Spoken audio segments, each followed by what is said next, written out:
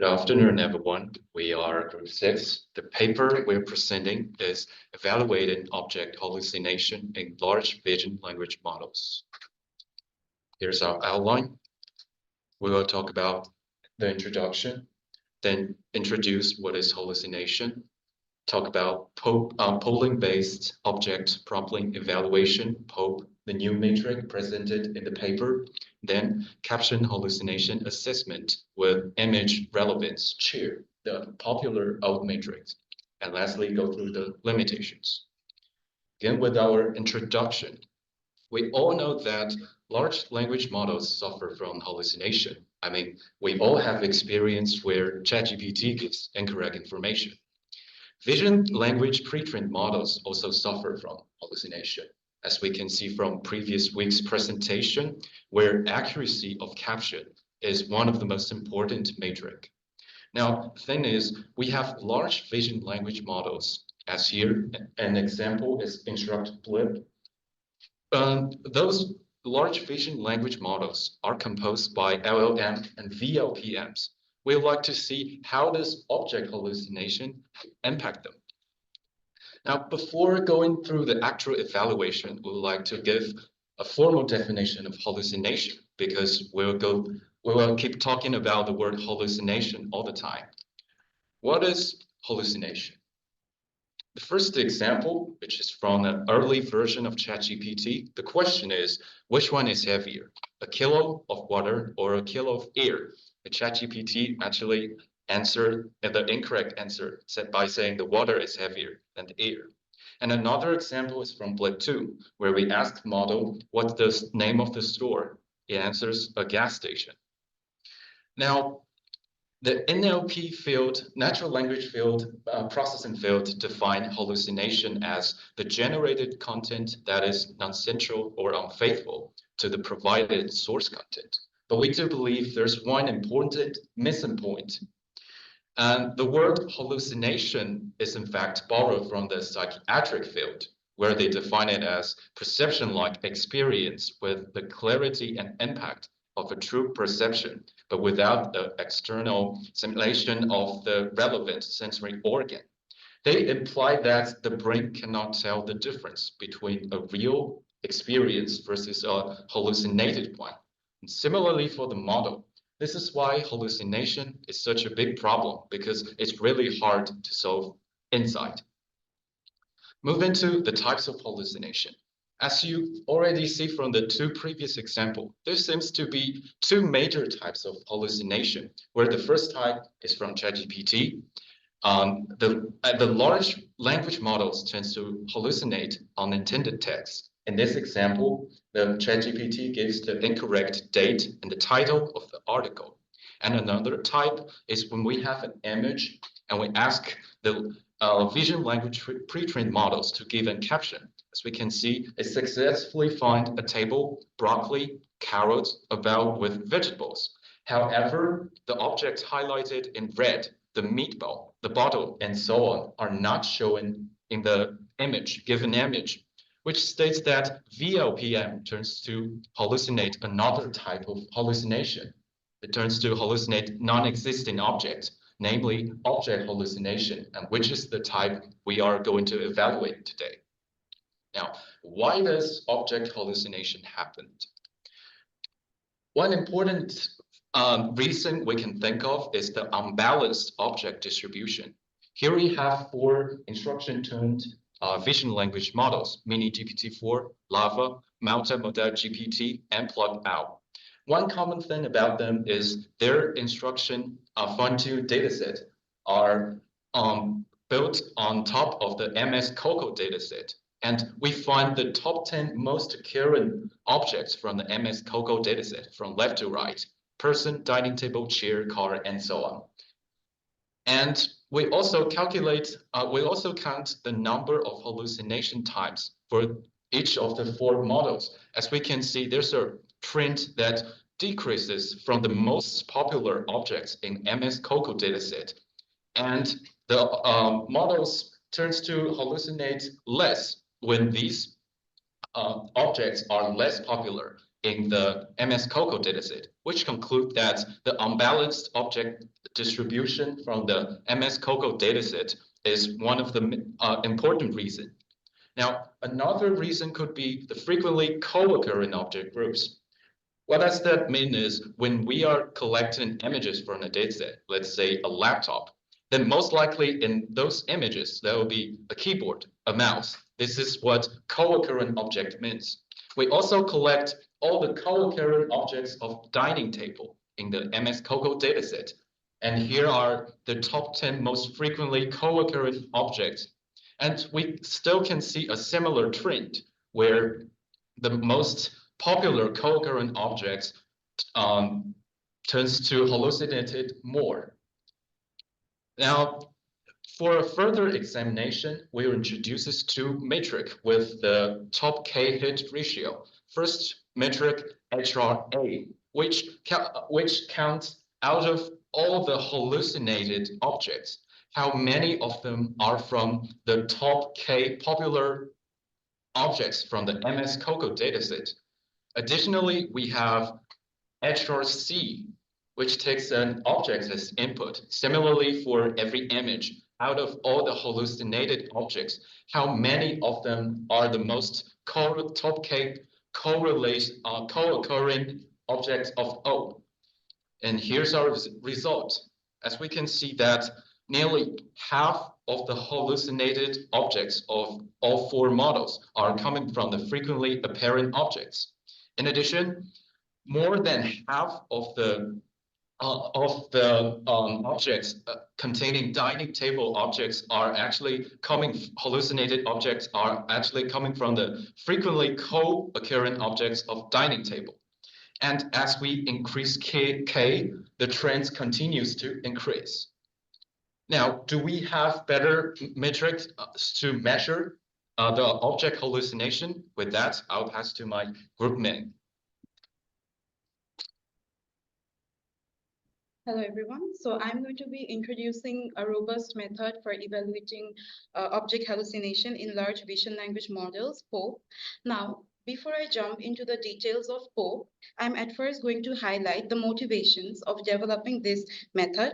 Now, for an image, existing evaluation methods use instruction-based approaches where they prompt the model with an instruction, such as provide a detailed description of the given image, and then analyze the generated caption to measure the degree of hallucination in the VLM. Now, the problem with these existing methods are that they are sensitive to the length of the instruction and how the instruction is designed. And the result of these methods are biased to shorter captions, giving a better result to models which generate shorter captions. And they don't take into account appearing or frequently occurring or co-occurring objects in the dataset that can heavily influence hallucination.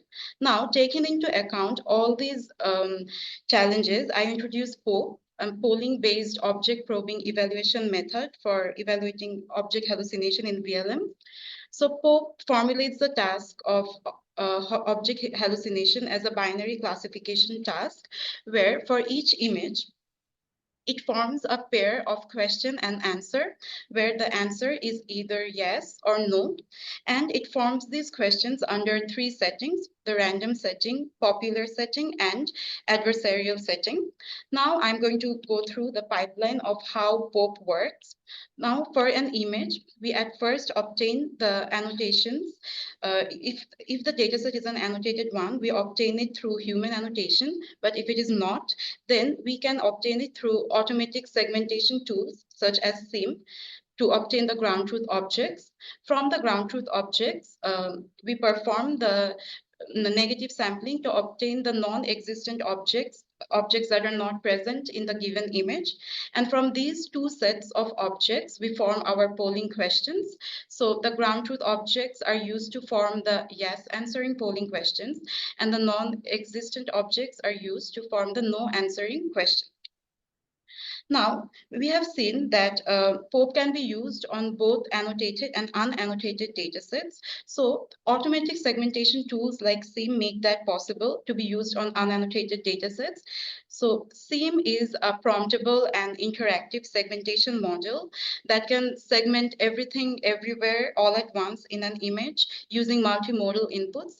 So SEAM can work on generic segmentation tasks that does not require any prompt, like panoptic segmentation, instant segmentation, and semantic segmentation.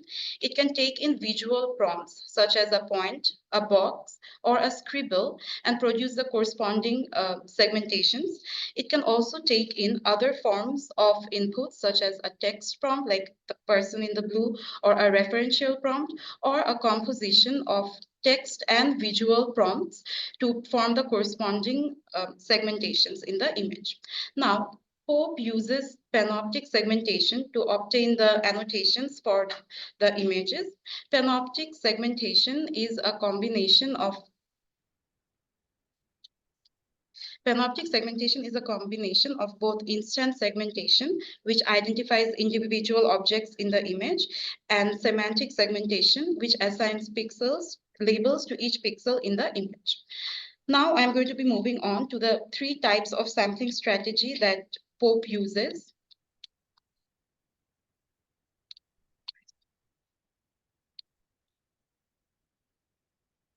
Okay, the three types of sampling that Pope uses to validate their hypothesis that object hallucination is heavily dependent on frequently occurring or co-occurring objects in the dataset. So the first is random sampling. Now we take an image from the MS COCO dataset and at first form the yes answering questions using the ground truth objects. So in this case, we have a person, bicycle, and bus in the image. Now then we randomly choose objects that does not exist in the image. This figure shows a overview of the different types of labels or objects present in the MS COCO dataset. From here, we randomly choose three objects like sheep, broccoli, and tennis racket. The next type of sampling that we perform is the popular sampling. So popular sampling selects the top most frequently occurring objects in the dataset, but that are not present in the given image. So this bar chart shows the top 10 occurring images in the dataset, where person is the most frequently, followed by dining table, car, chair, and so on. So from here, we choose dining table, chair, and cup. And the last sampling method that we use is the adversarial sampling method, where for each ground truth object, we select the most frequently co-occurring object with it that does not appear in the image. So this bar chart shows the top 10 most frequently co-occurring objects with the object bus. So from here, we choose for person, it was dining table, the most co-occurring object. For bicycle, it was motorcycle, and for bus, it was truck. Now, we perform evaluation of POP on the MS COCO dataset by choosing 500 images, that is at least 3 ground truth objects. And then we form 6 questions for each image, where 3 are using ground truth objects and the rest 3 using non-existent objects. And the metrics that we use are accuracy, precision, recall, F1 score, and yes ratio. So accuracy reflects the proportion of the answers that were questions that were correctly answered. And from the table, we can observe that instruct blip has the best accuracy. So this is because the instruction tuning dataset of blip was collected from publicly available datasets, which brought in diversity into the model. And those instructions were short as well. And we can also observe that the performance of the models decreases from random setting to popular setting to adversarial setting, which is actually consistent with our hypothesis that object hallucination is heavily influenced by frequently occurring and co-occurring objects. And precision and recall, they reflect the ratios of correctly answered yes or no questions. And from here, we can again observe that instruct blip has the highest precision. However, the models mplug owl, lava, and multimodal GPT has a very bad F1 scores lower than 70%, which shows that these models severely hallucinate. We can also observe that these three models have a high yes answering ratio, which shows that these models are actually overconfident and tend to answer yes to every question. Now, before we move on to the advantages of POPE, I will introduce another popular method that is used for evaluating hallucination in image captioning tasks. So CHAIR stands for Caption Hallucination Assessment with Image Relevance. So it basically calculates the proportion of objects that appear in the caption but are not present in the image. And there are two variants of it. One is the object instance level, so which is calculated using the objects, and the other is the sentence level, which is calculated using the caption. Now, CHAIR was again evaluated using different vision language models. We prompted the vision language models with two types of instructions. One is generate a short caption of the image, and the second one is provide a brief description of the given image. And from the table, we can observe that the instruction-tuned vision language models, they suffer even more than the smaller pre-trained vision language models. And shorter prompts actually give better results. And we can also see that the shorter captions also give better results. Now, the challenge of an instruction blip again performs better here. Now, the challenge of a chair is that the evaluation results are heavily dependent on the instruction length and the design. So from here, we can observe that the chair score for instruction 1 is half of that of instruction 2. And so it means that the score can drastically change as the design or the length of the instruction changes. And CHAIR also requires a human intervention. It requires complex parsing rules to perform exact matches to see if the hallucinated objects are actually present in the caption. So from this huge caption, it requires complex matching to find out if there are hallucinated objects present in the generated caption. Now, Wang will discuss about the advantages of both. Move to advantages of POPE. First of them being stability. For here, we designed 5 different prompts for both POPE and CHAIR to see the different results. As we can see that the F1, the average score, the standard deviation of F1 score of POPE is much less than the standard deviation of CHAIR, which concludes that POPE is less sensitive to instruction format. In addition, scalability. In this example, instead of using the existing annotations from the MS COCO dataset, we actually use SIM, automatic segmentation tool, to generate annotations and do a similar evaluation on the 3 models. We have a similar result like the one we did with the actual annotations with MS COCO, so that we can conclude that POPE can be extended to unannotated data sets associating with automatic segmentation tools. And lastly, consistency. One question remains is that whether yes or no questions actually reflect the model's perception of objects. So that we ask the model to give and caption of objects of an image and gets the number of no's when and gets compare with the number of no's response. Similarly, we did for the yes response, and as we can conclude that object that get no response from the model hardly appears in the caption. Similarly, models prefer to answer yes when the object's caption are mentioned. And lastly, limitations. First, we would like to see how this hallucination affects on vision tasks. For VQA tasks, one thing worth mentioning that Instruct Blip did the best, and one possible reason could be that it's also fine-tuned with the open VQA dataset, which makes it perform better in this case. But as we can see that for Mini GPT-4 and Lava, even though Mini GPT-4 did better in Pope, it actually has a less VQA task, VQA point, so that we cannot conclude that the Pope is directly affect to models performance in VQA type of question. Similarly, for image caption, still Instruct-Lib did the best, but we cannot see a strong correlation between the performance of image caption and hallucination.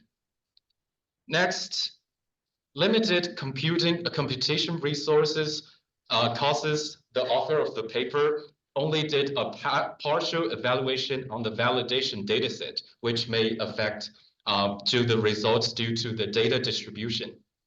In addition, automatic segmentation tools can lead to discrepancies in object annotations compared to human annotations, which means that if we have an image that has a boy playing basketball, the human annotation might be a boy, but the automatic segmentation tool may output a person. In this case, our evaluation considered that as incorrect.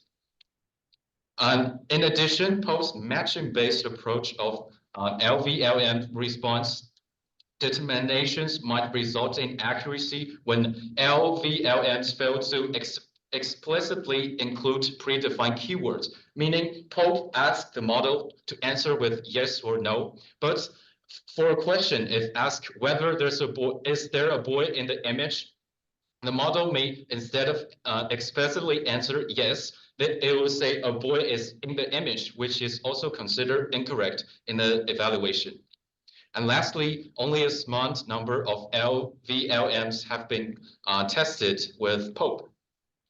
Now, to solve those limitations, we provide some potential improvement. Now, the very first one is a weighted average of metrics. This is for solving the weak correlation between Pope and the performance of model. We can like for Pope and any other performance metric, we can have a weighted average of them so that we can have a metric that represents both the performance of hallucination and performance of tasks. In addition, instead of evaluating on the part of the validation dataset, we can actually overfit a small model that represents the distribution of that dataset. And then we can do the evaluation on that dataset.